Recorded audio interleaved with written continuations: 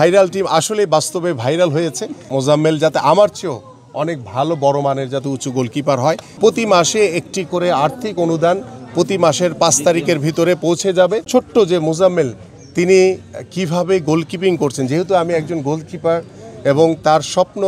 এবং তিনি বলেছেন আমাদের এই ছোট্ট মোজাম্মেল, ইলিয়ানো মার্টিনেজ তার হচ্ছে পছন্দের একজন খেলোয়াড় এবং ইয়াসিন অত্যন্ত ভালো একজন প্রতিভাবান খেলোয়াড়, এবং ভবিষ্যতে এই ধরনের ক্ষুদে ফুটবলারদেরকে যদি আমরা সার্বিকভাবে সহযোগিতা করতে পারি তার পরিবারকে, তাহলে আমরা আশা করি যে আগামীতে এই ছোট ছোট ফুটবলার, এখানে মোজাম্মেল এবং ইয়াসিনের সাথে অনেক সতীর্থ খেলোয়াড় রয়েছে, যেটার নাম ইতিমধ্যে আমরা দেখেছি যে ভাইরাল টিম। সেই ভাইরাল টিম আসলে বাস্তবে ভাইরাল হয়েছে, এবং আমরা আশা করব আমাদের মাননীয় ভারপ্রাপ্ত চেয়ারম্যান জনাব তারেক রহমান আমাদের এই মোজাম্মেল এবং এই ইয়াসিনের দায়িত্বভার গ্রহণ করেছেন, এবং আমরা আজকে এই ইয়াসিন এবং এই মোজাম্মেলের জন্য আমাদের মাননীয় ভারপ্রাপ্ত চেয়ারম্যান জনাব তারেক রহমানের পক্ষ থেকে কিছু উপহার নিয়ে এসেছি, এবং ওর যারা সতীর্থ খেলোয়াড় তাদের জন্য কিছু জার্সি, বল আমরা নিয়ে এসেছি, এবং এই মোজাম্মেল এবং ইয়াসিনের জন্য আমাদের মাননীয় ভারপ্রাপ্ত চেয়ারম্যান জনাব তারেক রহমানের পক্ষ থেকে ওর পড়াশোনা এবং ওর খেলাধুলার জন্য, ওর পরিবারের সহযোগিতার জন্য প্রতি মাসে একটি করে আর্থিক অনুদান প্রতি মাসের 5 তারিখের ভিতরে পৌঁছে যাবে। এবং আমরা বিশ্বাস করি এই মোজাম্মেল এবং ইয়াসিনের মতো আমাদের মাননীয় ভারপ্রাপ্ত চেয়ারম্যান জনাব তারেক রহমান ইতিমধ্যে কিশোরগঞ্জের যে জিসান তার দায়িত্ব নিয়েছেন, আমাদের চাঁদপুরের ছোট্ট সোহানের দায়িত্ব নেওয়া হয়েছে, আমাদের হবিগঞ্জের জুনেলের দায়িত্ব নেওয়া হয়েছে, আমাদের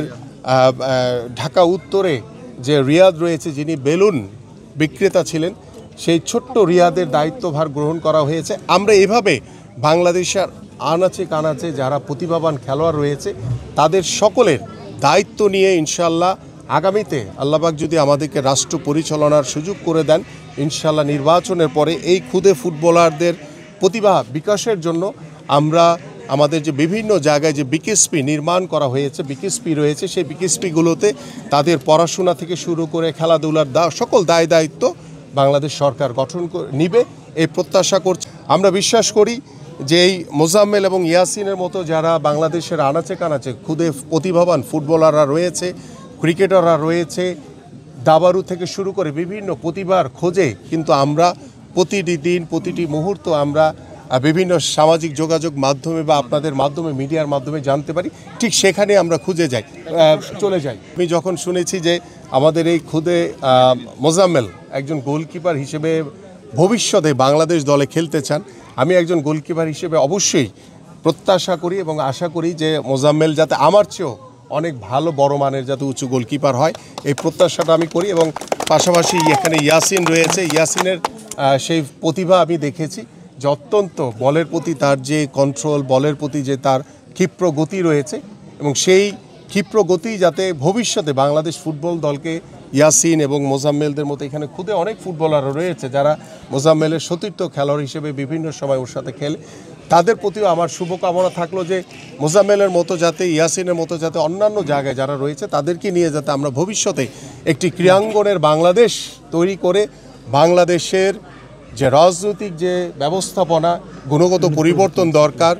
আমাদের সামাজিক যে গুণগত পরিবর্তন দরকার, আমরা রাষ্ট্রীয়ভাবে যে গুণগত পরিবর্তন দরকার, সেই গুণগত পরিবর্তনের অন্যতম মাধ্যম হবে আমাদের বাংলাদেশের এই ক্রীড়াঙ্গন। এবং এই ক্ষুদে ফুটবলার, ক্ষুদে স্পোর্টস যারা প্রতিভাবান খেলোয়াড় রয়েছেন বিভিন্ন অঞ্চলে,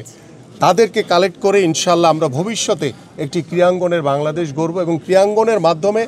বাংলাদেশের দল মত নির্বিশেষে সকলে আমরা ঐক্যবদ্ধভাবে একটি মানবিক বাংলাদেশ গড়তে পারব।